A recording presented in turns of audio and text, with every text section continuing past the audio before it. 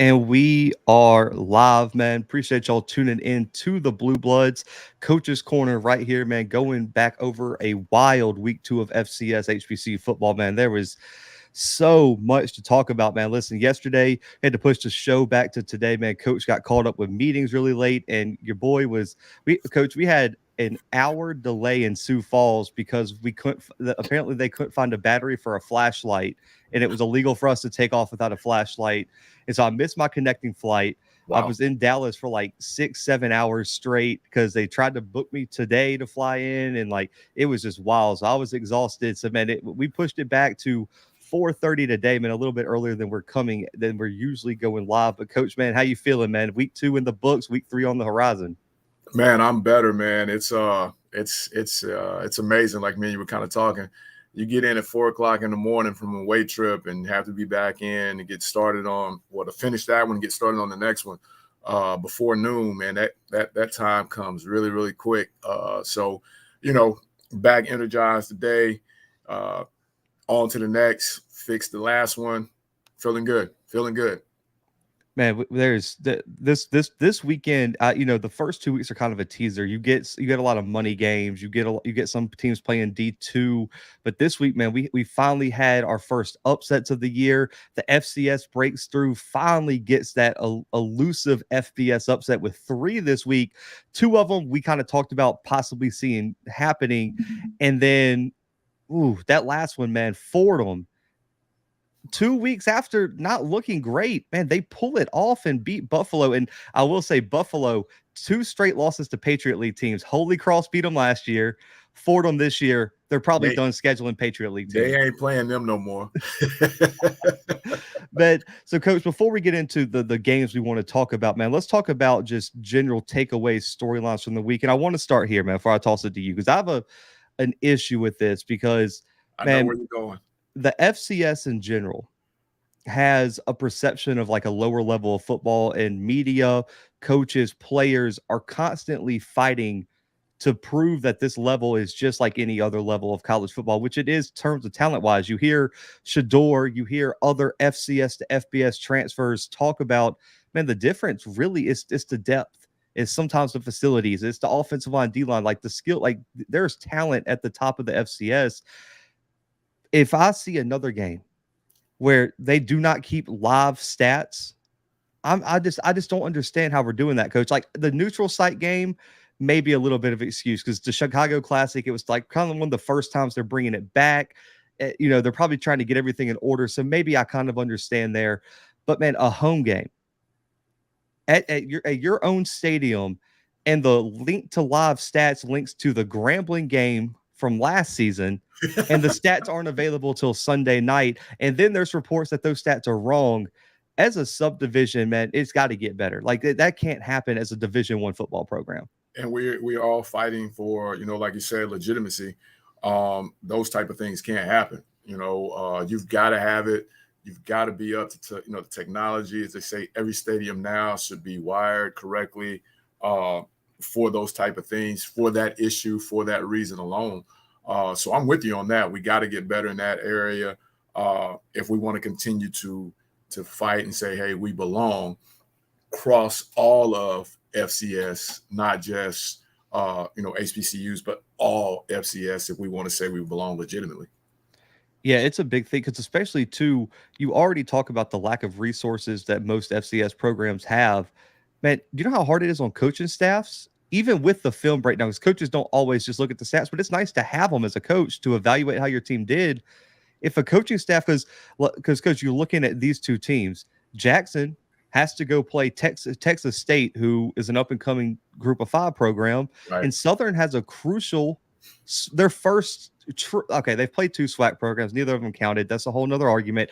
Their first true conference game this upcoming week against Alabama A&M, Yeah. and neither team has access to the data that they need to help start preparing on because Sunday night's film study night. Yeah.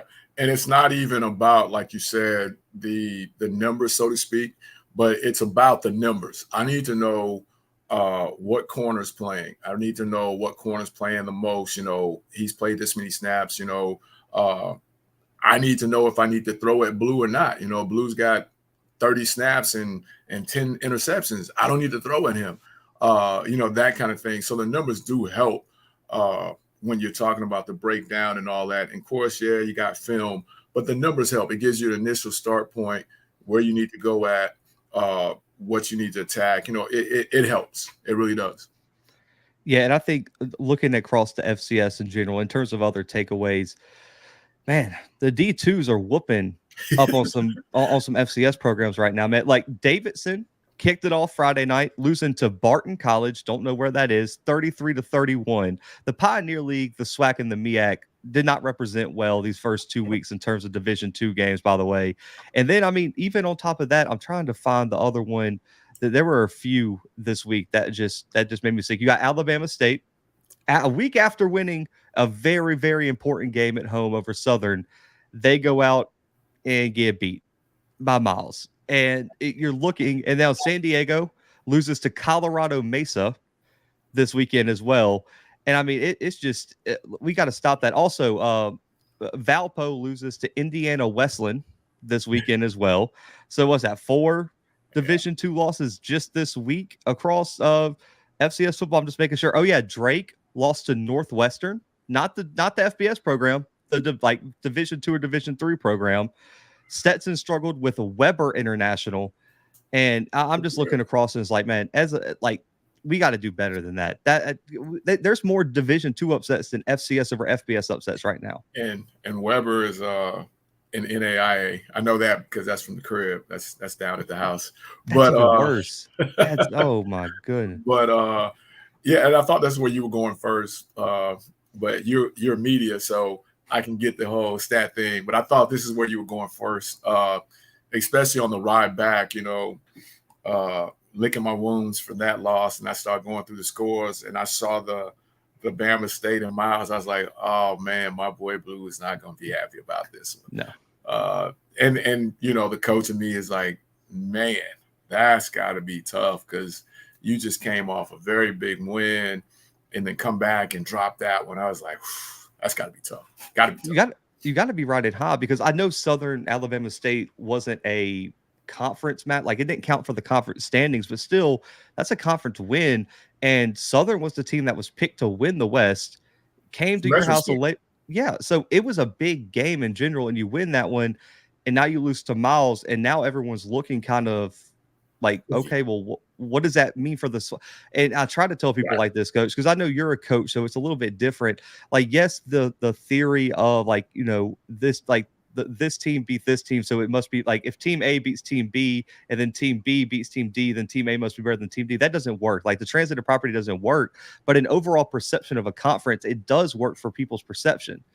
And what does that mean for people who don't watch SWAC football, that are looking at it seeing, okay, well, Bama State beat the number one team in the other division, but then they lose to a Division II school? What is that? Like, that, to me, looking at from a media perspective, that hurts the Alcorns, that hurts the Jackson States, that hurts the Prairie Views, because now when they go out and play, if they don't win, everyone's like, oh yeah, well, of course, that conference isn't any better than the D2 conference. And that's what it is right now. I mean, that's the narrative, is that the overall, that not just the West, not just the East, but the overall conference itself is down. And again, in no way taking anything from Miles. Miles is a good program. Coach Rag, before he left, had it up and running, and the new guys keeping it moving. It's a good program, no doubt. But at the end of the day, that's just not supposed to happen. So you throw the fact out that Miles is a good program, you throw that out, everyone just looks at the fact that they're D2. And then that's where the issue comes in. And, that's just one of those games that you can't pay for a loss, in that situation, and vice versa when you're talking about FBS versus 1AA. As the famous Sam Washington said, you can't have people standing in your visiting locker room saying, go get my money. You can't have that. So I can only imagine how, you are riding high because you beat Southern. Southern was picked to win it all, play for the championship. You know what I mean? And now, how do we gauge, what are we? Who are we? I know the outside perception is, well, maybe neither one of them are very good, that kind of thing. So, those are tough. And Miles has another opponent in the conference. And it's not going to be an easy win. Yeah. And let's not forget, Tuskegee is not a bad program either, and they still got some SWAC games on their schedule too. So, I mean, and let's not forget Delta State hosting Valley next week. That big bad program down in West Florida making the trip down to Tallahassee next week with FAMU riding real high. And Valley's in real trouble of dropping 2 D2 games back to back. Let's not forget about that. That's a storyline in itself as well. And I will say this, because before we move on, I do want to make the clarification, because there's some people who get upset when people get upset about D2 losses and stuff like that. Like, I do agree. At the end of the day, division doesn't matter. The logos on the chest doesn't matter. You still got to go out there and play 11 versus 11, and that's great. And there's some really good D2 teams that probably could compete at the FCS level. I get that. But at the end of the day, you still need to win those games. Like, you have more scholarships. You have all these events. Like, those are games you can't lose. Like, I'm not saying that the D2 teams aren't good or anything like that, because I see people, especially this weekend after some of the D2 losses, they're like, it's still football. I don't know why you guys are surprised. It was like, yeah, but those are still games you need to win. And to put it in perspective, they have five really good Jimmys and Joes, right? 5. Yep. We're supposed to have at least 10. We go play FBS, they're going to have at least 15. That's how it should go. So my 10 Jimmys and Joes should be able to outlast their 5 Jimmys and Joes when you get down to it. And that's all we're saying. Like, again, yeah, Miles has a great program. The staff that's at Tuskegee is a program that got Miles rolling. It's split half and half. So those guys know how to win games. They know how to recruit. And they're still on some schedules in the conference. So it's going to be a lot of teams. Well, it's a lot of teams on notice now, because you don't win those games and then go unnoticed now. It's a lot of teams on notice. I will say an underrated one. Now one to make some people feel better, Ferris State, who is, I want to say, ranked 1 or 2 at Division II right now. They're one of the best teams. They just won a national title. Yeah. They travel to Montana next week. That's a very, because you are not competing in the Big Sky.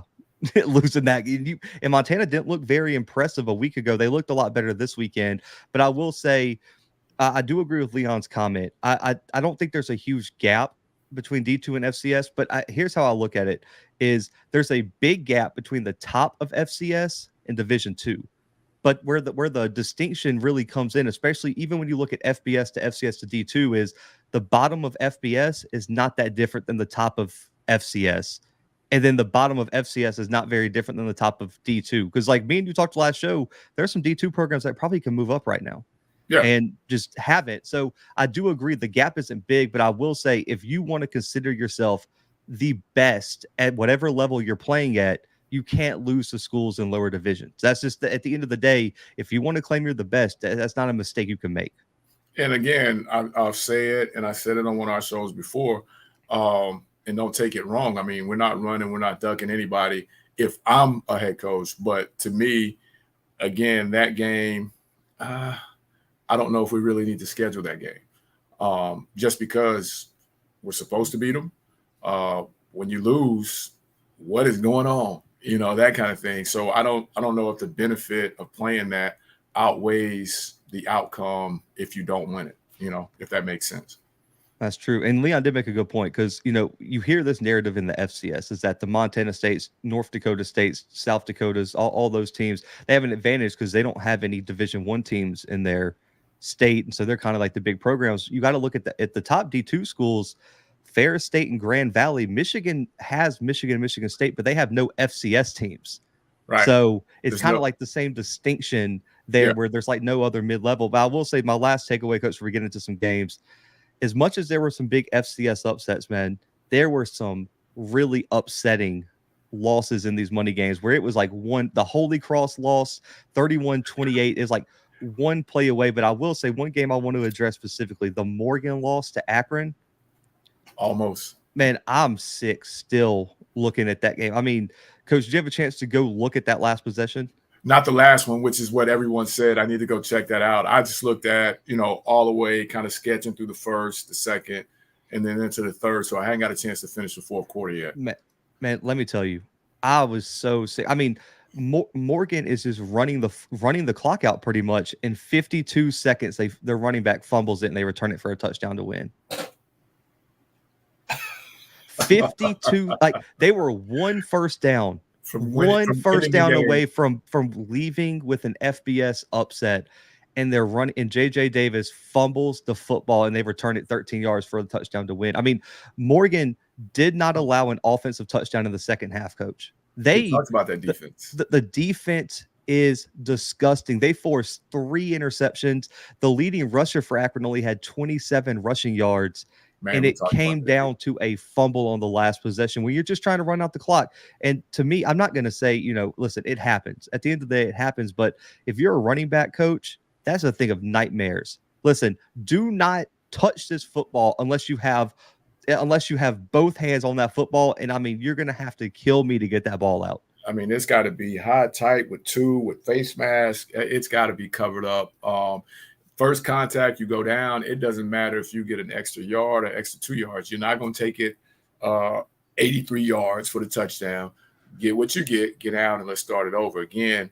That defense is nasty, and it's going to be interesting to see how they rebound from this, because this kind of loss could actually, deflate you for the year, or this can, rebound them and be really, really tough come conference play. Yeah, I will say, I mean, just think about, Coach, if you came into this game, from your perspective as the coach, you guys are playing in FBS school. I tell you, you guys only allowed 270 yards, 8 yards rushing with 0.3 yards per carry, force 5 turnovers, and win the time of possession. You're taking that every day. Every day, twice on Sunday, baby. You know what I mean? Every day, twice on Sunday. No doubt about it. Oh man, Damon Wilson, man, I'm rooting. To me, okay, I want to ask you something, because I had this debate, and I dropped my top 25 today. We had to vote and everything, and there was an 0-2 team in there because they played 2 money games this so far. Southeastern Louisiana, they play South Alabama, and I want to say Mississippi State. They look competitive in both. They were really competitive this week against South Alabama, and people were like, but it's still losses. You still lost. So like, how are you still ranked if you are losing games? For you, just take your coach hat off. Just you as like, and now you're in media. Now you're on the show. Do you think FCS teams should be punished for FBS losses? I don't. Again, because it doesn't add up. So I could be 2-0 and I'd be Florida Memorial and Bishop Sycamore. And my reward, do I go straight to the top for that? So it's the same thing, just in reverse. Like you said, as long as we're competitive in that, as long as it's not 58-0 type scores, in both of those games, like you said, they were competitive, and at one point were really close. I think you do your best, but you know how I feel about early season rankings anyway. But I don't think you get punished for that, and I think you could actually help yourself by that as long as you're being competitive. I agree, because I guess moved Holy Cross up in my rankings because they played so well against a Power 5 team. Like that looked good, and if you win, I mean, obviously you got to jump too. But like, if a team goes and plays an SEC school and loses by 30, like to me that's not an indictment. I mean, like Montana State last year gave up, I want to say 66 points to Oregon State, and people were kind of freaking out. And it's like, that's a team that was competitive for a national title last year. Like it's still a different thing. So I was just wondering, because there were some people who were really upset. Yeah, Phil's got a point. Losing to 80 by Toledo might have to drop, but that team is not in the top 25. But it'll beat me to it. I was just about to say, I mean, now had you put them in that type of situation, then I got to look at you like, we couldn't find anybody else. I will say this: no team that's realistically, I would say, okay, I won't say top 25, especially preseason, because you never know with who gets the hype. But there's no true top 25 FCS team that's losing to Toledo by 80. I did not expect that, since we're on that topic, and I know we're moving on. Starting quarterback was out though. Yeah, and you came off a close loss in a rivalry. I mean, that was the most important game of the season for Texas Southern. They choke it away. Then you're starting quarterbacks out, and you're missing a few starters. Man, it's tough. It's so tough to get motivated for that. And you know what I think? Okay, so I understand, because I will say this. I know. Listen, I talked to the bodies, Andrew was hurt. He was not bad. He wasn't held out. Like, he's hurt. He's getting treatment, all that kind of stuff.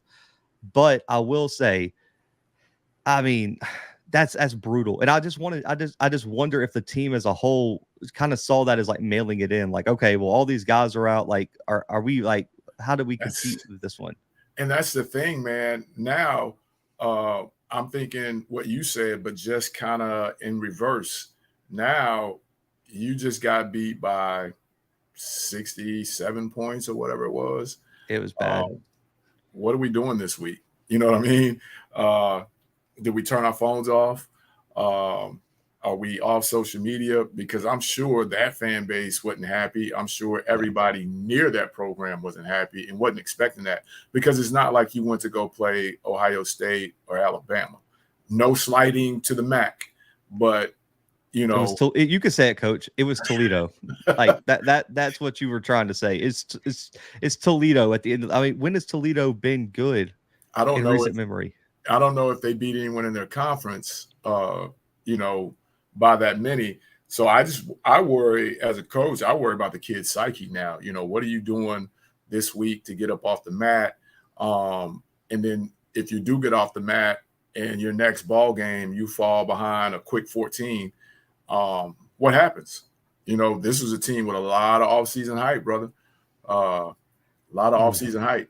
You can't get beat by 67 with a lot of offseason hype and come back and tell me you're good mentally. Yeah, I don't believe it. You got to show me.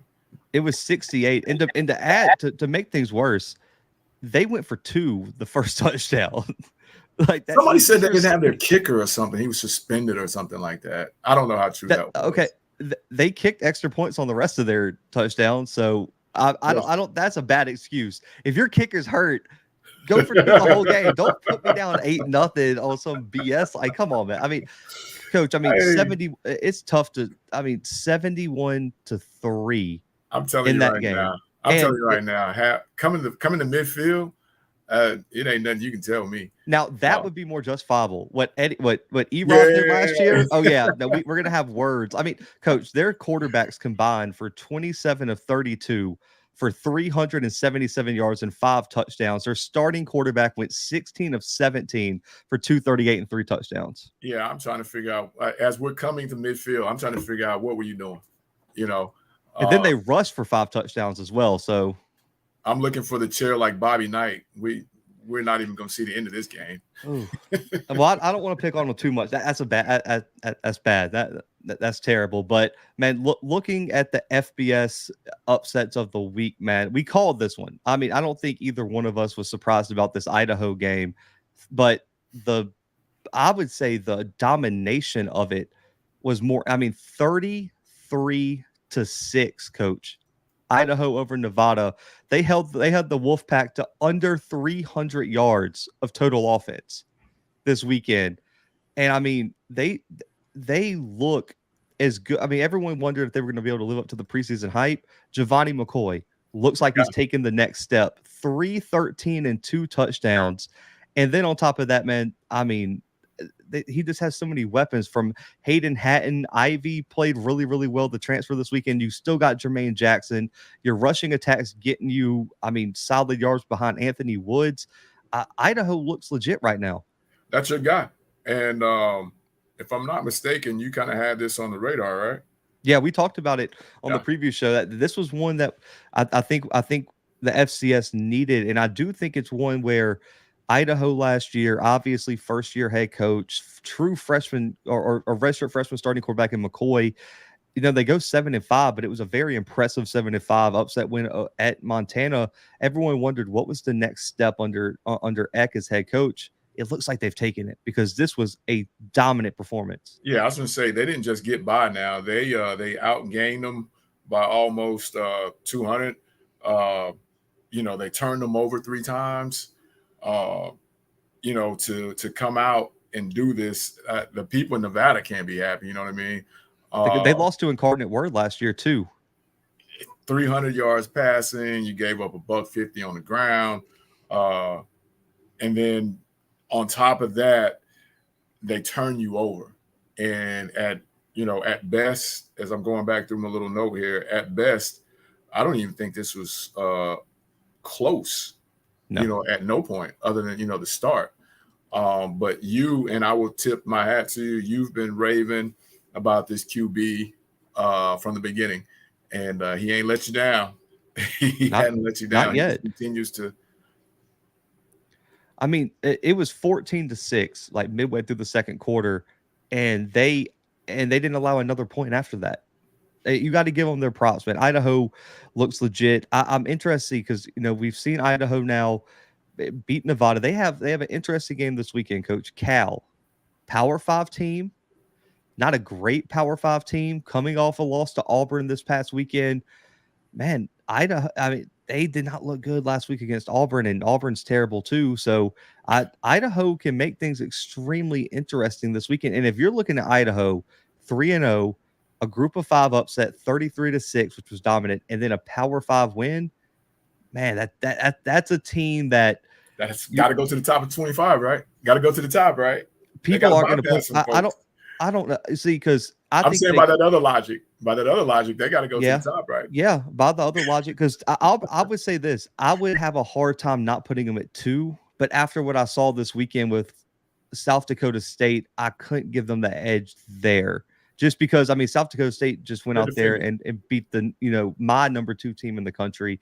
I think Idaho is a bona fide FCS championship contender this year. I know people might think I'm a year too early saying that, but they check off all the boxes that you need. You have the elite wide receivers. You have the quarterback that can go win you games. The defense has played way better than expected. I love their secondary. They got multiple players in the secondary, including Tommy McCormick, who we had an interview with. My guy Timothy interviewed for the Bluebloods. They check all the boxes for how good this team could be. The question mark becomes when they get to playoff time. It's different. It's the same thing people say about the NBA. Playoff football and FCS, that late November, early December football is different than right now. And so it's like, can they beat those teams that have all that experience playing late into the year? And that's the question. And how good are they depth wise? You got to figure just the wear and tear, two back to back FBS games. How good are they? How good are their backups? And then they've got to. Everybody, like you said, people are saying a year away. They've got to focus on right now. And I hate to bring up that as we get ready to move on, but there's going to be some NIL money coming toward that QB. I don't care what anybody says. He's putting a lot of people on notice, and he's a young kid, he continues to do his thing. They've got to be focused on getting that thing done right now because they don't know what's going to happen past this season, in-house with him. I will say Eck has experience coaching at South Dakota State. I mean, listen, you look at that South Dakota State team, I can name about 10 guys, FBS programs that probably wanted. So he has experience in terms of keeping guys in-house. I mean, look, he was coaching there when they had, some elite players. So we'll see. But I will, California kid, right? Yes, I believe so. So, I mean, he's a dog, man. And there's some teams in California who probably wish they would have recruited him. I'll say that. We'll put a pin in it there, man. But one that I was a little bit, we talked about it, but I was still a little bit surprised of how it played out because I didn't. If you would have told me this team struggled offensively, I wouldn't have guessed they would have won this game. But they found a way to do it. Southern Illinois beating Northern Illinois in a conference quote unquote rivalry. FCS over FBS. Coach, we saw this last year. I will say I'm a little hesitant for the Salukis, man, because they went and beat Northwestern last year. We talked about that on the preview. They won 4 or 5 straight games after that, and then lost the last 4, fell out of the top 25, didn't make the playoffs. My question for this team is, can you build on the momentum you have this weekend? They have an impressive win over Austin Peay week 1, a great win this weekend over Northern Illinois. Can you keep that going into conference play? And that's my biggest question with Southern Illinois. And then you look at the numbers, man. They won this game in the turnover battle, in the penalty game. Because when you go back and you look at the numbers, you're like, if you just look at the numbers and no score, you're like, okay, they didn't win this game. Almost 300 yards passing, they gave up. And then you're looking at, they did a great job with their run defense. But how many times are you going to be within a game to where you can get the team turned over 3 times, lose the time of possession battle, lose the first down battle, and still be able to win the game? So like you said, momentum, they've got to be riding high because they've done it 2 weeks in a row. Where do they go from here offensively? Because that's got to be a concern. Barely 200 yards of total offense. They've got to, you've got to be able to pick that up, because how many times are you going to be able to hold teams to under 14 points, Not in a lot. that conference? Yeah, because they were 1 for 11 on third down too. They struggled all night I forgot on third down, man. But I got to give it up, man. My guy PJ played really well. 11 tackles, 1.5 for loss, man. Tim Varga is emerging on the defensive line, man. 6 tackles, 2 for loss, 2 sacks this weekend. The secondary is legit, man. They forced 3 interceptions, and if it wasn't for the defense forcing turnovers, this game probably gets out of hand for them. So you have to give the defense credit, man. Sometimes you need that. I want to make sure people understand, like, man, not every team plays their best every weekend. And so, man, when your offense has an off week, when you're an offensive-minded team and that defense steps up and gets you this win, it actually it could instill confidence. Like, this offense is now looking in the locker room when you have that team meeting, like, man, if we play at our best and they play like that, I don't know if there's a lot of teams that can beat us. Yeah, it can give you a vote of confidence, like you said, and send you to another level, because you played your absolute worst and you were still able to come out with a victory. But, as coaches, it could have been 2-0. Still take the victory. Always take the victory, man. Shout out to my guy JB, man, for joining the membership, man. Appreciate you. But Coach, Fordham, we covered their week 0 game, man. Albany with the big win over them, and they were kind of, last week they bounced back, but now they're sitting at 2-1 with a 40-37 win over Buffalo, man. Second straight upset from the Patriot League over Buffalo, man. Shout out to Holy Cross last year hitting the Hail Mary, man. But Fordham finds, Coach, we talked week 0 and said, man, they got to find something offensively, and we were a little hard on Montez at quarterback. Kid came out through 309 and 5 touchdowns with no turnovers. 36 times. Threw it 36 times. So they went and they said, hey, you're our guy. They put confidence in him. They had to have confidence in him. They threw it 36 times, and it worked. And like you said, we were talking behind, Buffalo's probably done with playing these type people, just because. But when you put that in your confidence, from the way he played week 1 to this week right here, if he comes back and they're able to do this again, they're right back in contention, I think, because now you have an opportunity to, like you said, get that confidence. You're ready to freaking go. MJ Wright did what? Oh, that's my guy. That's my guy. I should have texted him and been like, bro, you better watch the show because you got to get a shout out, man. Because, I mean, 7 for 159 and a touchdown. And then Mekhi Felton played really well. He was the number 4 wide receiver last year. Obviously, their top 2 guys graduated. 6 for 66 yards and two touchdowns. And then Garrett Cody had a big game too with another receiving touchdown. I mean, give Fordham credit. They could have easily packed it in, man. Had a really unimpressive game against UAPB week 0, man. And, we questioned whether they were going to compete for the Patriot League, man, because Holy Cross looks legit.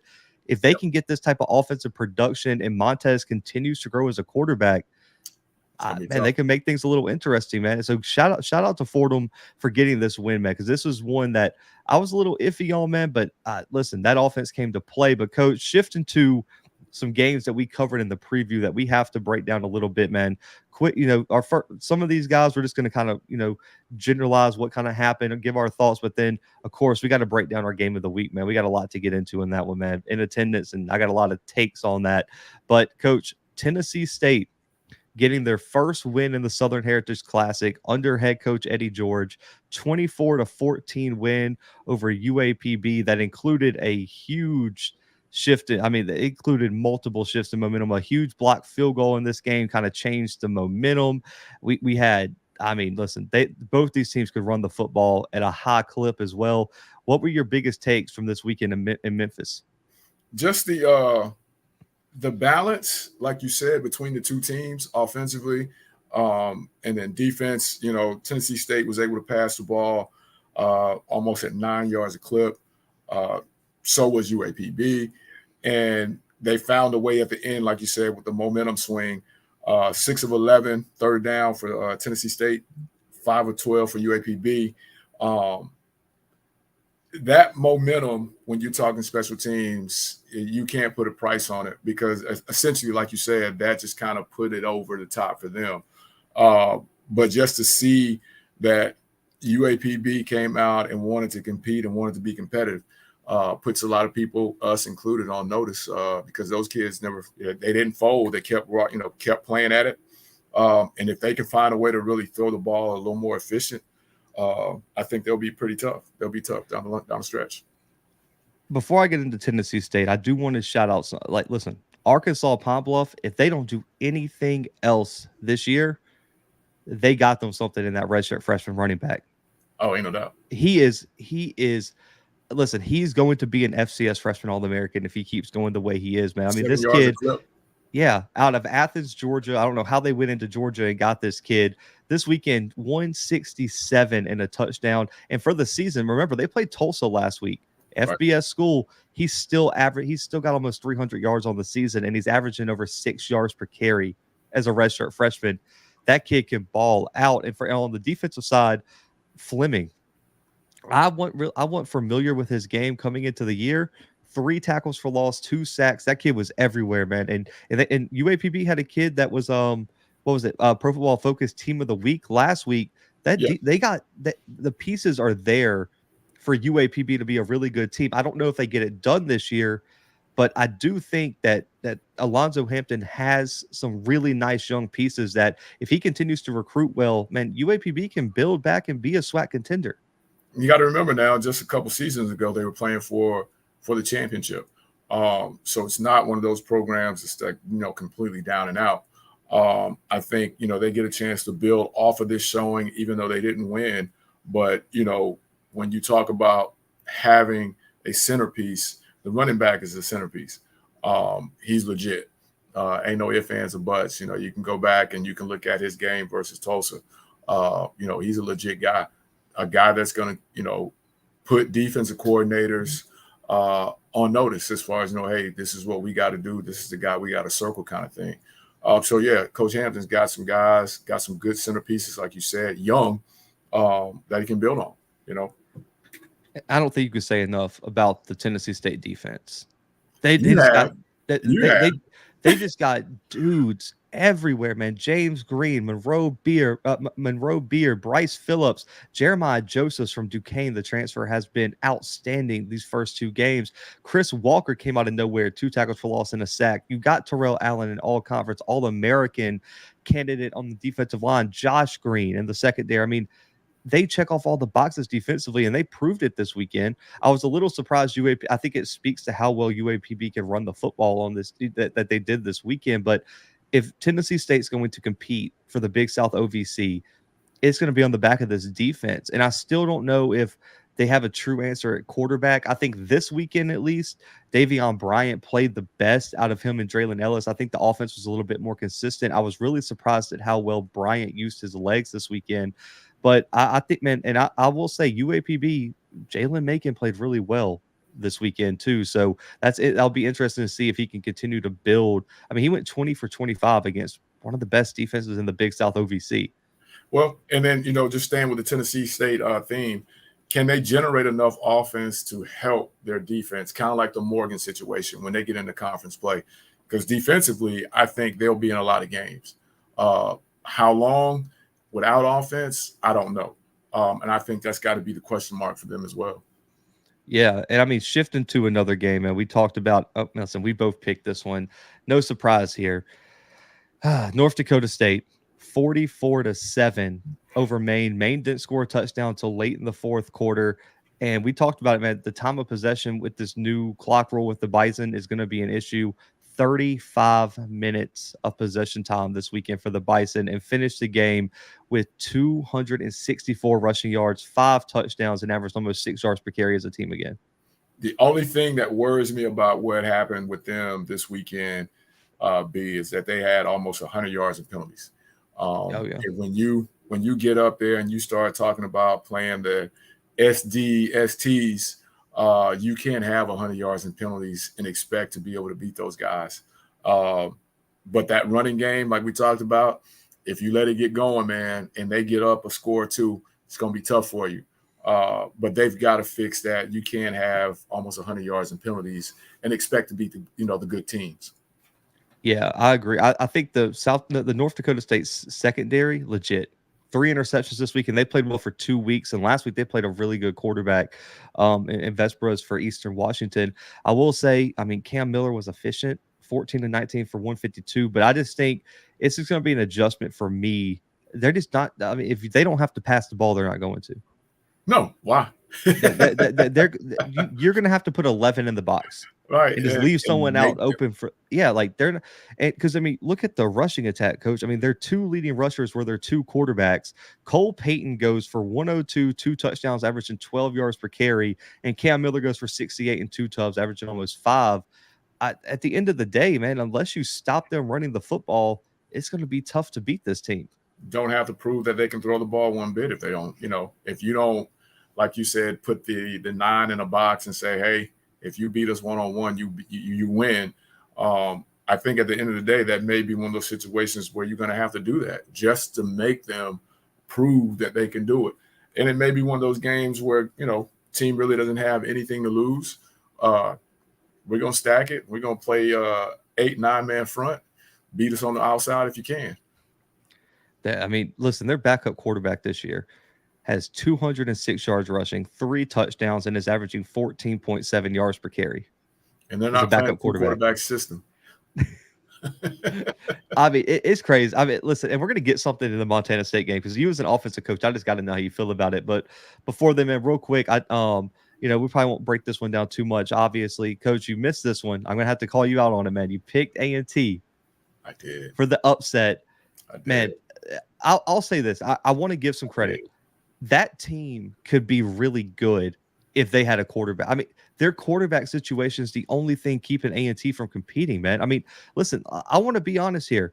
They played a hell of a defensive game, and they ran the ball really, really well. I mean, they ran for 156 yards, 5 yards per carry. Their 2 starting running backs both averaged 8 yards per carry, right. And Davius Richard had a terrible game by his standards. Right, but at the end of the day, what was the third down situation? Oh, I'm with you on that. Yeah, it's not great. I mean, and I think that goes back to them not having a quarterback there, because unless they stay ahead of the chains and unless they get themselves into 3rd and short, they don't have a quarterback that they trust to. If it's 3rd and 4 or more, God, they're out. I mean, they can't do anything. I mean, what do you do? Because I'm putting man-on-man coverage on the outside because I don't trust your quarterback to put it in the right spot anyway. And I'm putting as many people in the box as I can. Like I say all the time, one of my sayings, nothing but a dice game. Yeah. And then on top of that, they were on the field for 36 minutes as a defense. And me and you talked beforehand. We're going to talk about a game here very soon where that played a large role. I don't care if you have the 85 Bears defense, the 2000 Ravens defense. They wear down eventually, man. Like, you can't have your defense on the field for 36, 40 minutes in a game, and your offense isn't consistent and can't establish drives because you can't convert on 3rd downs. Like, it's a recipe for disaster, man. But when you hold an All-American quarterback to 127 yards passing, no touchdowns through the air, and then I mean, listen, I'll take in that. But the problem is, I mean, at the end of the day, they wore down and they couldn't stop the run in the second half. Yeah, and that's the issue, like you said, at that point. I don't care at this level, well, really football in general. You're good. You're good to be too deep in certain positions. Quality too deep. And if you're not quality too deep at all 11, at some point in time, around that 50 play, 60 play mark, when you have put those starters out there, quick 3 and outs, you're going to wear down at the critical time. And then, once a team gets that running game established, it becomes tougher to stop the run. It becomes tougher on you to stop the run because it takes you have to exert a lot of energy tackling. D-line, O-line, that. And then secondary, everybody else coming up, those hits start to tear. And before you know it, it's a miscommunication. Boom, somebody's out of gap. It's going 60. and that's your 70th play of the game, you've got to find a way, A&T wise, they've got to find a way to kind of find something for the guy that takes the snaps that can help you, like say, get 3rd and 6, get the 3rd and 8s, because they're going to happen. It's going to be game. It's in a game. It's going to happen, but you got to find a way to get it. Yeah. I mean, at the end of the day, I still want Davius to play better. I just haven't. I don't know how to put this without sounding like I'm being too critical on them, because they are undefeated right now. I mean, they played a D2 team last week, but I haven't been overly impressed with Central in either of their games. I don't know. I'll put it like this. I'm not going to say they aren't going to win the MEAC. I'm not going to say anything crazy like that. I'm just saying it feels like there's something missing. They're good, but it just feels like there's like an ingredient off. Like you just can tell, like you don't have that perfect combination. Like I don't know what it is, and I don't know if it's going to show, but with them losing a conference game. But I will say that Morgan game, each week I see Central play so far, and I'm looking forward to this week against UCLA. I'm getting a little bit more confident each week that Morgan's going to pull it off. Defensively, they haven't showed you any reason not to believe in them. You know what I mean? The only problem is like if Morgan wins this game, it's going to have to be like a 4-2 game with like 2 safeties on one side and a safety. I mean, like the offense is just not there for Morgan. That's the only reason I'm not going to come out and say I'm picking Morgan. But Central, I mean, they did run for 218, 5.5 yards per carry. They're just bully ball. Is that going to work against Morgan? I don't know. Like, I mean, it could. Like, that's how good they could be. But right now, I don't see that working against Morgan. And if it's all on Davius, man, I don't think he's been spectacular this year. Is he ready to go do what he did last year against Morgan and throw for, go crazy through the air? That's what I'm waiting to see, because 15 of 23 for 127 isn't going to cut it against Morgan. And I'll say this before we move on with it, and just really catching a small snippet of that game. The thing that I think what you're saying is off is that everybody is really, really amped for this game, for them, for him. And it just doesn't look like they're matching the intensity right now. They know they're good. They know they're really good. We're just going to walk out here, roll it out, and we'll be fine at the end. That's got to change as you said, as you get closer to that Morgan game, as you get closer to those conference games, that's got to change. They've got to pick up their intensity. And I think right now they're just kind of on cruise control. And that's just me from the outside looking in, only watching a few plays here and there on them. Yeah, and we got 3 games we got to talk about left, 3 games of the week that we really got to talk about. But real quick, guys, listen, football back in full swing, whether it's NFL, whether it's college football, another week of epic games this past weekend. But guys, who else has you covered other than DraftKings Sportsbook, an official sports betting partner of the NFL? Man, new customers can bet just $5 on football and get $200 instantly in bonus bets. Nobody's missing out on all this action this season. All DraftKings customers can take advantage of 2 new offers every single game day in September. All you have to do is get in on the NFL college football week 2 action or week 3 action for college football with DraftKings Sportsbooks is download the app now and use code Bluebloods to sign up. New customers can instantly bet just $5 and take home $200 in bonus bets only on DraftKings Sportsbooks with the code Bluebloods. The crown is yours. But man, Coach, let's get back into these games of the week. And we got upset city this weekend, and me and you both didn't see this one coming. I thought it could be a close game, but man, 30-7, Western Carolina, unranked at the time, knocks off number 8 Samford. Coach, your takeaways on the first massive upset of the FCS football season? This was dominant in every sense of the word. When you go and you look at it, and I'll let you read it off. How many first downs? I'll let you read that one. I just want to read one. You know what stat in particular I want to? I mean, 34 first downs, like you said, and oh my God, 41 minutes of possession. The time of possession battle was 41 minutes for Western Carolina, 18 minutes for Samford. And I know someone in the chat saying they had a huge rain delay. before the rain delay, they had no answer for this offense. I'm not blaming the weather delay on this at all. Western Carolina this weekend was the best team on the field. And I went back and watched it just because I agree. When I heard the weather delay, I was like, maybe they just came out. But I mean, they looked dominant this weekend. And with that time of possession, it wasn't just like a bunch of one-hitter quitters, deep ball after deep ball. With that time of possession, that was just grinded out. That was a quick game. And 546 yards later, it's nothing else to talk about. Well, me and you talked about this. What was it? Well, I guess it was on the preview, wasn't it? But it wasn't for this game. We talked about it for another game where if you know you have an explosive offense on the other side, you run the ball to keep that offense on the sideline. Michael Hires had an outstanding game and a loss. I mean, they only put up 7 points, but 315, a touchdown, even with him getting sacked 6 times in the run game, contributing nothing. They only rushed for 46 yards, and neither running back had over 30 yards rushing.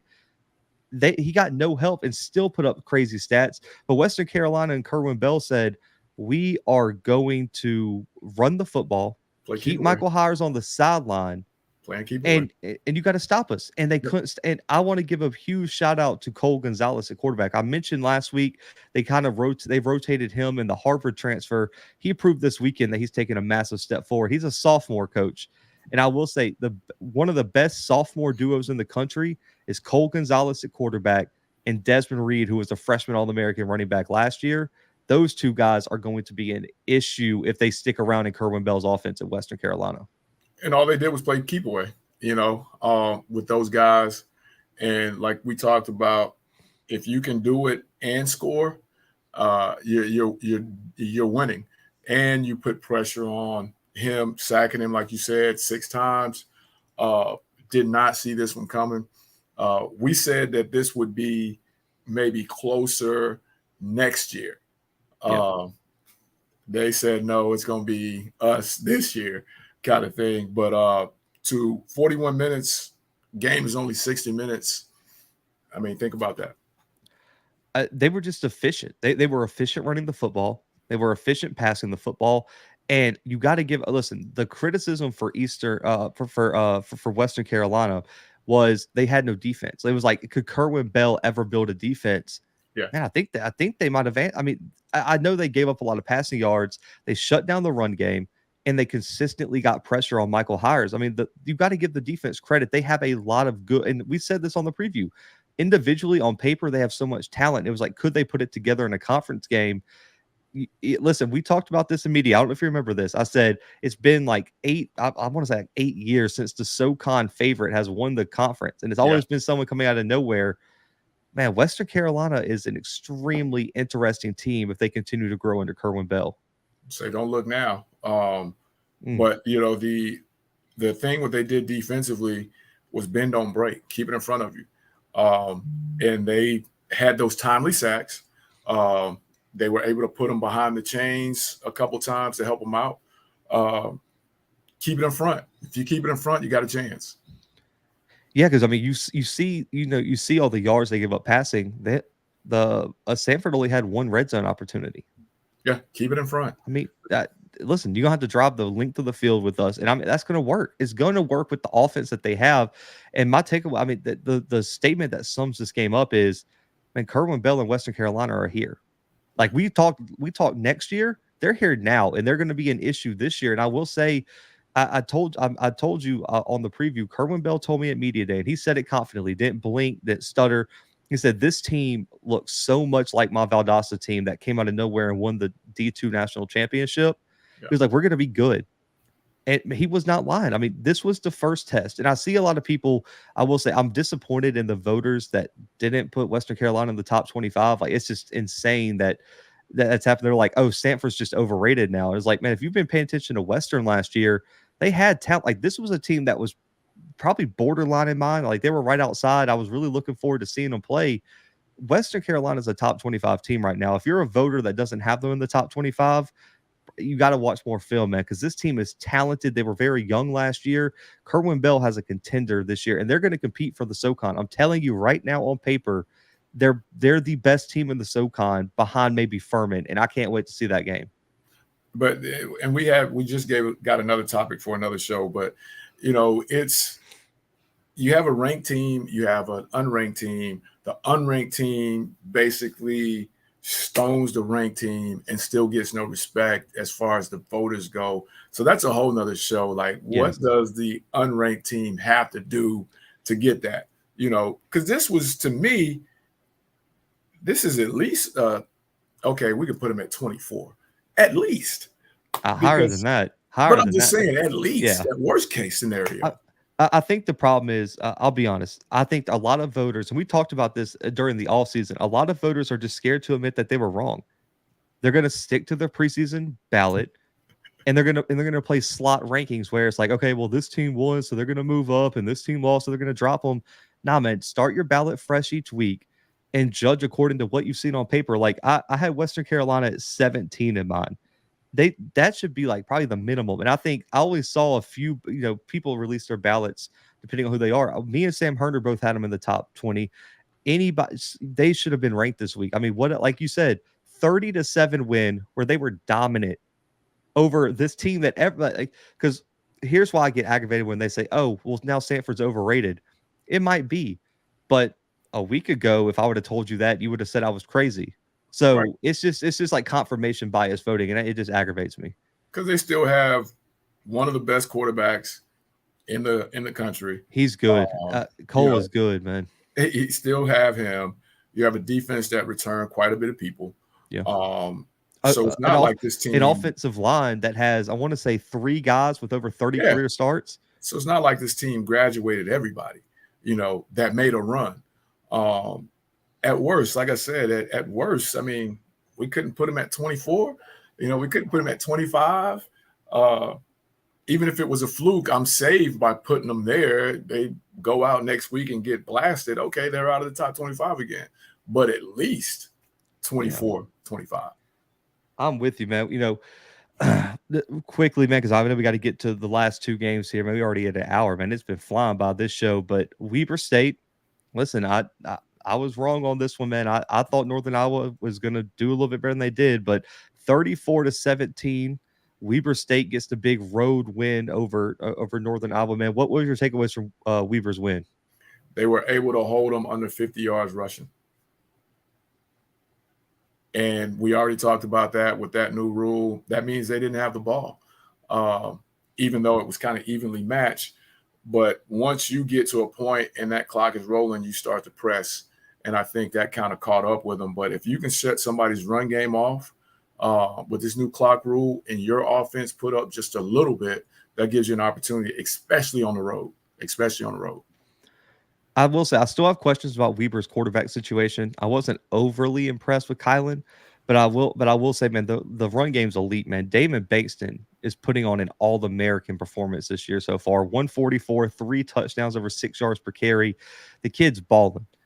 But I will say, UNI is that kind of team that always comes in with the hype, builds the hype, and never lives up to it. And I'm not saying this kid's a bad quarterback because he is one of the top prospects in the NFL for the upcoming NFL draft, but I keep hearing how great Theo Day is. I'm going to have to see it in some big games before I'm buying the hype anymore. Because, there's this things like, oh, he's got the measurables. He's got the arm talent. I need to see some wins in some crucial games. 23 of 41 with 3 picks is not doing it for me.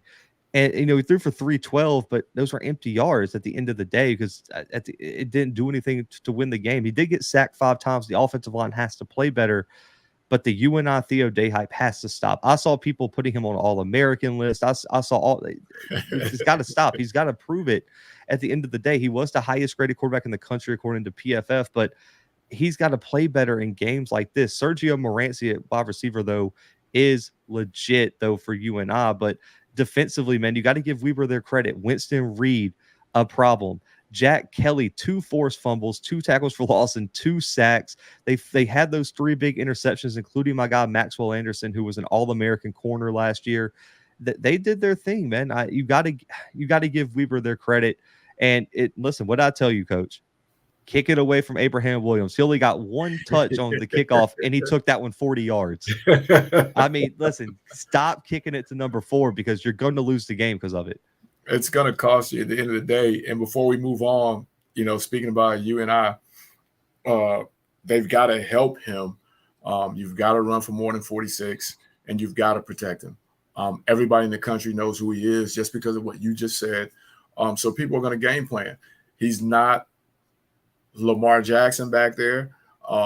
So people are going to scheme and game plan him for that. And they've just got to be a better offensive rushing team and an better offensive protecting team, because you have the big gun, but it's tough to be the big gun when you're on the run if you're not Lamar. But I agree with you wholeheartedly. Until he does it, I don't know how you just continue to create the hype machine, but it is what it is. Yeah, at this point, it's a lot of hype and not a lot of on-field results. We'll see, though. They got some chances in conference play, and it was funny. I was in South Dakota this weekend. They were saying that UNI is always that team that never lives up to the hype, but if North Dakota State or South Dakota State comes to the Dome, it is going to be a close game. They're going to turn it on for that one game, and then they're going to lose the next week to someone they shouldn't. But, man, final 2 games, one, we were both wrong on this one, man. Jason Brown ended up being healthy, played the whole game. 27-14 win for Jackson. TC Taylor, a huge road victory. This was important. We both talked about this last week. That was a big win for him. Puts a lot of pressure on the man over there in Baton Rouge and Dooley as the head coach. But I will say, man, looking at this game, I mean, it kind of played out, not surprisingly. I said at the end of our show, if Jason Brown was healthy, man, Jackson should have came in with the advantage. But I didn't know if he was going to play. I kind of doubted that. I didn't trust the backup, but he went out and played pretty well. Didn't turn the football over. Finished with about 150 yards, a touchdown, no turnovers. Man, at the end of the day, that's all you can ask from your starting quarterback.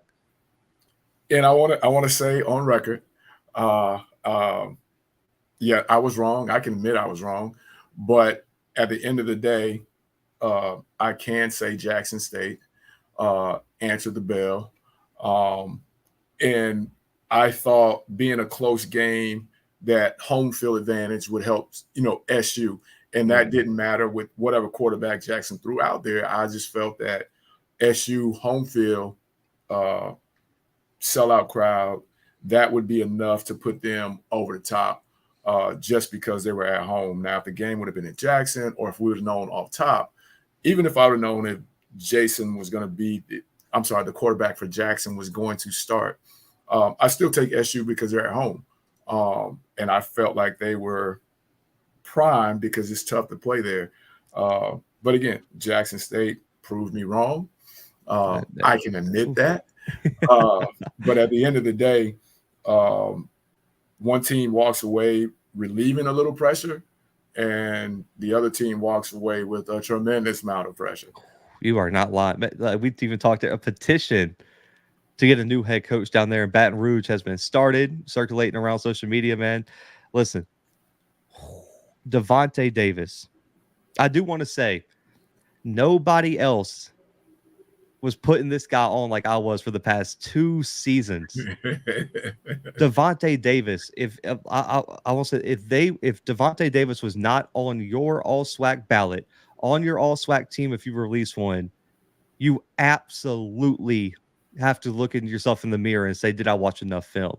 This kid is so good. For a defensive tackle, guys, to get 3.5 tackles for loss and 2.5 sacks, when that's not a defensive tackle's job, he is taking his play to the next level. I mean, he is that guy. He's disregarding some people. I mean, just a problem. And on top of that, Jeremiah Williams doing his thing too. 6 tackles from. I mean, it's insane to me that 2 guys from the interior can have that type of impact on a game. I mean, I don't think people understand, especially people who don't really like to watch the line of scrimmage play. I get it. It's not super exciting. I understand. But for me as an offensive lineman, you don't understand how special you have to be as an athlete at the defensive tackle spot, playing the 1 or 3 tech, to have the impact on the game that these guys have. I mean, they combined for 3 sacks and 5 tackles for loss. And that's not even including True Thompson having a pretty good game as well from the defensive tackle spot. Yeah, 3 guys from the same position, basically. And if people don't know, the football side of things. That is the interior guys. We're not talking about the sexy position running around the edge. We're talking about the interior guys. And to have that means they're disregarding 3 people in there.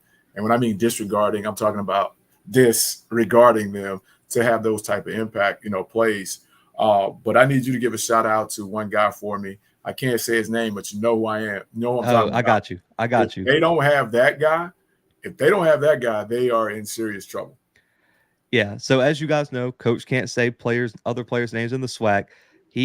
Listen, Rico Powers is that guy offensively for them.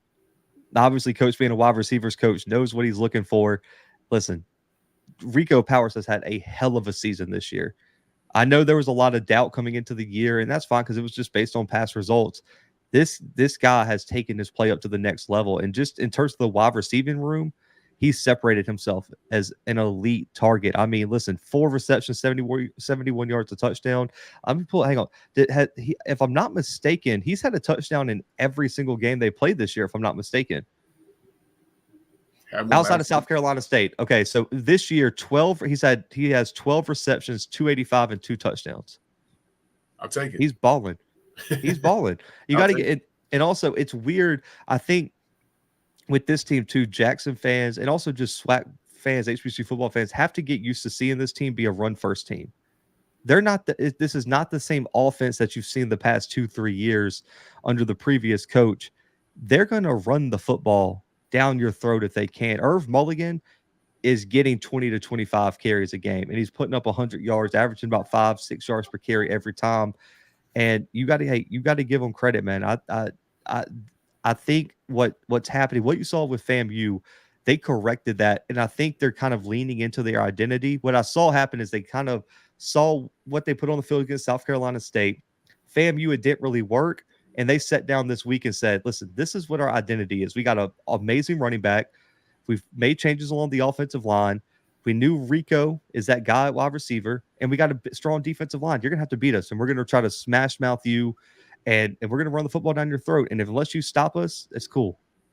I think the recipe going forward with what you just said when playing Jackson State is you get out fast on them and you make them have to do something different. Like you said, that running back room is heavy. They run hard. They run heavy. Now you get out fast on them. You take away my guy, and you see if someone else in that room, that receiver room, can beat you. But to go into that situation and win a ball game, hats off to Coach Taylor. That was huge. Yeah, he played a listen. I mean, that not only did Rico and Irv and those guys play a big game, I will say, listen, because everyone wants to ask. I know. I got it. So, Coach, I'll take this one over. The offensive line played a lot better this weekend. I'm glad. Listen, Cameron James, I've been hard on him. I only played 11 snaps. They tried a few different lineups this game, Coach. Everyone's talking about Quay Davis, had him on the show, a true freshman at left tackle. I still don't think Quay is ready to start. I know everyone's talking about how well he played. He played good for a true freshman in his first game. I will say the lineup I would go. I'll give y'all Deontay Graham at right tackle, Josiah Roa at right guard, Evan Henry at center, and then on the left side, what I actually would do is I'd put Sear Riley at guard on that side, and then I would move DeAndre Towns-Blue to tackle. Based on just the analytics, how the offensive line played together, that's the best lineup. And then Quay could come off the bench as like a 6-man almost, where you kind of fit him in where you need to. If you need to move anyone inside, go a heavy package. The kid's 6'7". If you need a goal line heavy package, put that dude's 6'7", 350. Put him in there. He's gonna move somebody. But I don't think Quay's ready to start at tackle right now, guys, based on what I watched. That's the lineup I would go with, though. I think you bring Sear Riley at guard and you move DeAndre Towns-Blue at tackle on that side. Maybe later in the year, he does take that over. But it's tough for a true freshman at any position outside of, I'd say, outside skill to come in right off and be a starter from the jump.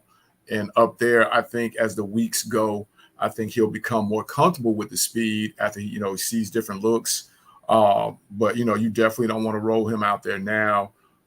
Texas State, because you don't want to kill the young man's confidence. No. You want to keep him moving in an upward situation. So, I mean, that's a positive that you have that. You don't want to kill that right now in week 3, week 4. You want to have him really, really rolling come the end of the season. So, I think Jackson State has a good thing going right now by having that dilemma, so to speak. Yeah, and to keep it quick before we move to the game of the week, me and you both said on the preview, if Harold Blood throws a lot, it's over. 46 attempts this weekend, got sacked 5 times. And listen, I mean, at the end of the day, Jackson's defensive line played better. They held Southern to 0.5 yards per carry, 13 yards rushing total. And I will say, they didn't commit to the run like I thought they would either. I mean, Kendrick Grimes had 11 carries. Gary Crowell's only had 5. It just ain't going to work, man. Like, Dooley, I don't think when I look at Dooley's game plan, man, if I was going in to face Jackson, I would not let my quarterback who's unproven throw it 50 times and only run the ball 16, because 10 of the rushes were just scrambles by Harold Blood because he was getting murdered in the pocket. So it was a weird game plan for me. And I don't understand what was going on with Southern's game plan this weekend. And it goes back to like we just talked about with tackle. You're talking about a young kid, and you're putting him in those situations. He hadn't faced that a lot before. So now with him, I think you really got to be careful, and you got to give him a game plan that takes care of him by way of not putting him back there at that launch pad 50 times, unless you're just true run and shoot, 5 wide, 4 wide type situations, which they're not. And I think with that situation, it's a very fine line, man, of killing him for the year, not physically, but mentally, because at the end of the day, running for your life back there with them guys, that ain't fun play after play. Man, I'm sorry. Dave put in the chat, it said 0.5 yards. Is that like he turned around and fell down? Bro, that's as a team. As a team, they averaged 0.5 yards per carry. Blood was averaging negative. Those sacks count against that as well. Yeah, so, yeah. But their starting running back averaged 0.5 per carry, and their backup running back averaged 0 yards per carry. I'm going to say that he had some negative yardage in there. That's what it averaged to. I mean, listen, give Jackson props. They have a big game this week against Texas State, man. Another chance for the FCS to get an FBS win. Southern, every game's a must-win from now on. It don't matter who they play next week. It's A&M, but they better win from now on because the pressure is immense. Listen, it's already humid and hot down there in Baton Rouge. The pressure is suffocating around that campus right now. I was going to have my cigar lighter, my cigar torch to demonstrate how hot that thing is. Yes. Because that flame, they say the hottest flame is blue. That flame's blue right now. And this game this week counts, right? Yeah, this game finally counts. They played every SWAC team they could that didn't, and now they finally start counting. Yeah. But man, I'm happy that Jason's healthy because Jackson's a different team when Jason's healthy. And I think you saw my final takeaway before we move on to the game of the week. You saw why I said Jason's the guy at quarterback. His maturity, his ability not to turn the football over, make the proper decisions, and even if he's not playing at 100% in terms of like his full potential, he still makes the correct decisions, man. And just get me a quarterback where if we're running for 6 yards per carry like we were with Irv, cool. Put Jason in, and he's gonna go do his thing, and we'll finish with 150 yards in the win. I'm good with that. So. I think they made the right decision there, and that's why I was worried about picking them last week. Is I was like, if Jason's out, I don't know if that game goes like it did this weekend. And before you move on, like you said, it's okay to have a game manager, as long as he's managing the game right. Thank you. As long if you're managing right and we win, give me a game manager all day. But coach, game of the week, man, I was there in person. Highlights already up on the channel. I'm working on pictures. South Dakota State with the comeback win, 20-16 in front of a sold out crowd. They did the blackout for the first time, and the crowd participated in that really well. They brought out the black helmets with the jerseys, the pants. I mean, listen, they did it up for this game, but early on they struggled. I mean, it was 10-0 early, and there was a little bit of worry in that stadium. In the second half, Mark Gronowski and that team came out with a different type of energy. The running game started to click late. And man, they just made the plays they needed to make to win this game. Coach, what did you think about this win for the Jacks? The thing that I have circled, and I was going to sit back and just listen to you and be entertained from your time there. We as coaches always talk about trying to be balanced, and they were about as balanced as they could be at the end of the day. 184 passing, 157 rushing, and we're talking about a rush first team to be able to almost put up 200 yards passing. In a comeback situation, I think bodes well for them early in the season. I think it kind of puts them back. I won't say back, but it kind of puts them back in focus going forward because now they know they've been tested early. Might not be good for the rest of the conference, but good for them. Tested early, came back, did it with something that you're not really known to do, so to speak. That's not your first choice. Man, that speaks volumes for him. Looking at this game here, okay, so my biggest takeaway is Montana State's ready to really compete for a national championship. Because at the end of the day, like, yes, South Dakota State won. They traveled to Brookings in a primetime game with the sold-out crowd and in a hostile environment, played so much better than they did just a year ago in the playoffs when they got run out that stadium. I think they really improved in the trenches. The offensive line played a lot better. Your defense played a whole lot better in terms of slowing down the run early.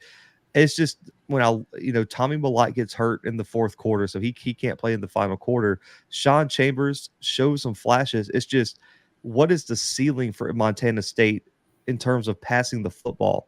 You have to have a downfield passing attack at the end of the day, especially like maybe not against the average teams that are on this schedule, but if you want to beat the elite teams, we saw that a lack of a downfield passing attack is why South Dakota State was so dominant over North Dakota State last year. Because they couldn't pass the football down the field. So you have South Dakota State, who's very balanced. Gronowski didn't even play his best game, but he ended up finishing 184, 2 touchdowns, made the plays all the way through the game that they needed to in crucial moments, including the game-winning touchdown pass to the true freshman wide receiver, Griffin.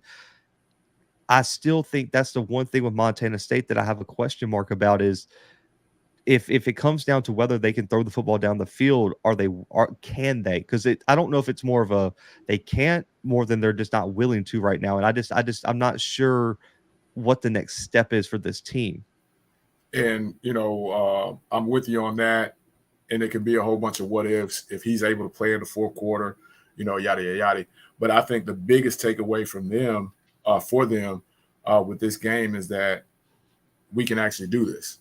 We had a chance. We let one get away. Again, man, when you're talking about these types of wins and losses, for them with this type of loss, can they rebound back?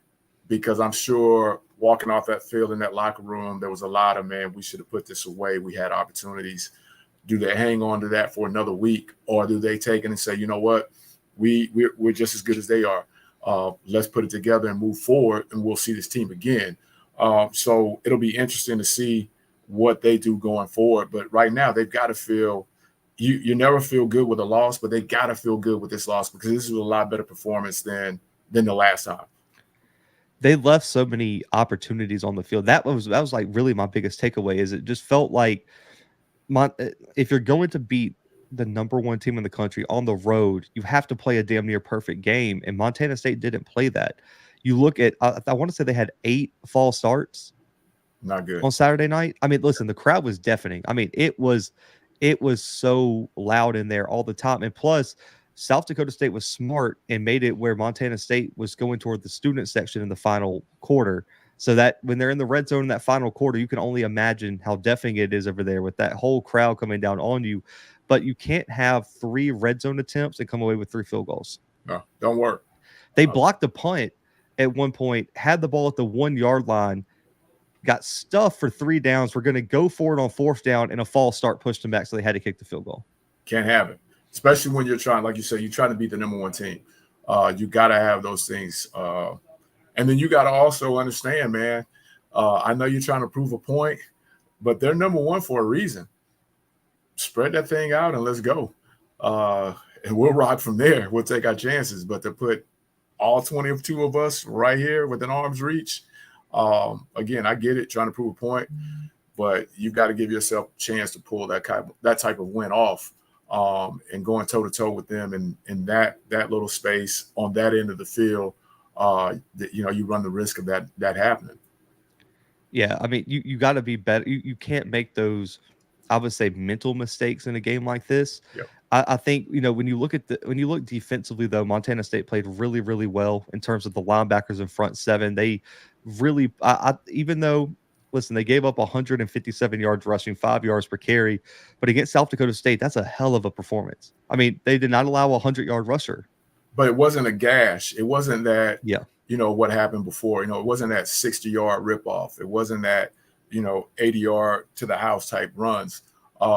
Again, like you said, nobody wants to give up 157, but you kept it under wraps. You kept it contained, so to speak, and you had a chance to win. So, I mean, at the end of the day, that's got to be a positive takeaway. With a couple of tweaks here and there, we finished the game with our starting quarterback. Who knows? Yeah, and I will say for South Dakota State, listen, you're going to be in every game you play in. I love Gronowski's ability to put a bad half, behind them, come out in the second half, play way better, and lead that touchdown drive when all the, everything was kind of right there. I mean, one mistake in that game's over. Montana State wins this game, and then you got to love how Montana State responded. They allowed a 2-play touchdown drive after they took the lead with the field goal. They drove straight down the field and had a chance to win it, but it was unfortunate. The ref, in my opinion, needed to have a little bit better judgment, because what happened is they had that play where the kid caught the touchdown. They reversed it. Well, they called like a sideline warning or something on that play. Well, when they reversed it, that penalty doesn't go away. So they backed them up 15, and it affected the Hail Mary at the end of the game. I hated to kind of see that, because it's such a ticky-tacky call at that time, especially that you overturn the play. But I understand. I will say Julius Davis, very excited to see him, man. He runs like a middle linebacker. I mean, he had some runs where he just put his face mask on someone's chest and ran him over. The offensive line for South Dakota State, dominant. I mean, those guys are huge. They did give up 3 sacks, though. I want to see them improve that. But overall, man, I'll say this. When you looked at my ballot today, South Dakota State was 1 and Montana State was still number 2. I didn't drop them after this loss, because I really do think, watching this game in person, seeing these teams up close, the 2 best teams in the country played on Saturday night in Brookings, South Dakota. That close a matchup, huh? I mean, there were so many chances for either team to either win it or lose this game. I mean, you look at a 20-16 game in week 2. I'm gonna say these are the 2 best teams in the country right now. I think with North Dakota State looks starting to look a little bit better, but I think this Saturday, man, these teams prove that they're elite, and I think I do think there's a gap between these 2 teams and some of the other top contenders, and you can put North Dakota State with them, but I need to, like I said, Idaho's got to prove himself in conference play. Holy Cross has to show that they can win these type of games, but I would not be surprised. I was talking to people at the game. South Dakota, Montana State, I would not be surprised if that matchup's in Frisco, Texas in early January. I think they'll both take it too. Oh, yeah, 100%. I will say the one thing I am worried about with South Dakota State is we talked about it in the preview. You could tell that they're missing those 2 D tackles. Right. They are absolutely missing those 2 D tackles. I think it's weird, because we talk about the DNA of a true championship team. South Dakota State's doing all this. Okay, yeah, go ahead, man. Well, coach is going to take that call, man. That's the head coach. But I will say that looking at this game, the 2 D tackles were a huge loss, because South Dakota State, we good? So South Dakota State coach doesn't have like a bona fide elite edge rusher. And I think those D tackles kind of opened up some things last year for that team to still be able to get to the quarterback, dominate the line of scrimmage. I don't know if they have that guy on the defensive line this year. They're still really good at linebacker and still have some solid pieces, but I just don't know if they have an elite guy on that defensive line. And you need to have at least one, because, like you said, not just this game, but when you're talking about getting to the playoffs and you face the kid at Samford, you go up against a Western Carolina. You've got to have a guy that can create it from the front four or the down three without having to, compromise the defense, so to speak, with a zero blitz type situation. So you've got to have at least one guy to at least command a double team that frees up other guys on the inside, a la Jackson State. You've got to pick your poison with who you're going to send that slide to, who you're going to make that man-to-man protection side to. And having that one guy on the outside helps you out defensively. I mean, you can't even say how important that is to have that down the stretch, because when you start getting down to the nuts and bolts of it in the season, you've got to be able to create that. Yeah, I mean, it's just I'm really excited to see like the development of both these seasons. There's still some young men. Listen, Griffin Wild, a wide receiver, true freshman, goes and makes the game-winning touchdown against Montana State and makes a hell of a move. I mean, it was just a screen pass, and he made a hell of a move and made some guys miss. The offensive line put up some good blocks for him in terms of the screen getting out there. But in 2 games, Coach, 6 receptions for 128 and two touchdowns in his first 2 games of his career. The kid's balling, man. And you look at him with the Yankee twins. I will say I want Amar Johnson to get more carries, man. That kid's so explosive in person. Like we talked about his speed on the film breakdown. It's legit in person. Isaiah Davis is a bruiser. This dude's got some jets. I mean, this game he had 5 carries, 47 yards, averaged almost 10 yards per carry. You got to get his touches closer to double digits, I think, man, because the kid's too good to have him only get 5 carries. Especially when you got a home run hitter, you got to figure it out. And I know you have other pieces, but having a home run hitter can't hit if he's not up the bat. You know what I mean? He can't hit if he's not up the bat. So you've got to figure that out, no doubt about it. And he is a home run hitter. Yeah. I mean, listen, shout out to South Dakota State. I had a blast up there. It's nice, only like 50, 60 degrees once it got dark. It's real nice up there, man. But listen, the crowd was electric. I will say it's up there. Like that's a top 3 FCS environment that I've been to, man. I mean, they did a hell of a job in terms of, and plus for me, I love when crowds are interactive. I hate when you got like a big crowd and they're not into the game. Right. Man, I'm talking about they were standing up the whole game. They were loud. They were cheering. They were trying their best to, I guess, influence the game. So I got to say, oh yeah, and they got some facilities up there too, man. They just built, I want to say, some new facilities up there. Oh yeah, flawless. It's just different, man. But listen, I had a blast, a huge win for South Dakota State. I'm assuming that and that's what Coach Jimmy Rogers said in the press conference. He said, I think we're going to see this team again, whether it's in the playoffs, the national title, depending on how the seeding comes. Listen, this is probably a chance you're going to get a rematch, man. I'm really excited to see what these teams go on to do in conference play. But, Coach, last thing before we get out of here, man, real quick, your biggest winner and your biggest loser from week 2. Man, biggest winner, man. Coach T.C. Taylor down there at Jackson State goes into a pressure cooker, so to speak, and pulls off the win. That's the 1A. The 1B for me is Coach Curran Bell. Probably him and his team was the only people that picked him to be able to pull that off. And they pulled it off, as we said earlier, in dominant fashion. Those are the biggest winners to me. The biggest losers got to be the FCS schools that gave it up to the D2 schools. Nothing against the D2 schools, but that's got to be the biggest. You paid for an L in that situation. You may not have paid a lot, but you paid for an L in that situation.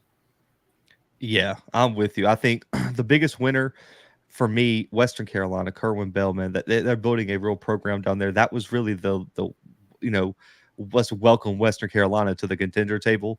And I'm very interested to see, does the win keep building momentum, or is the SoCon going to SoCon and they're going to slip up to like VMI or ETSU later this year? I'm interested to see that.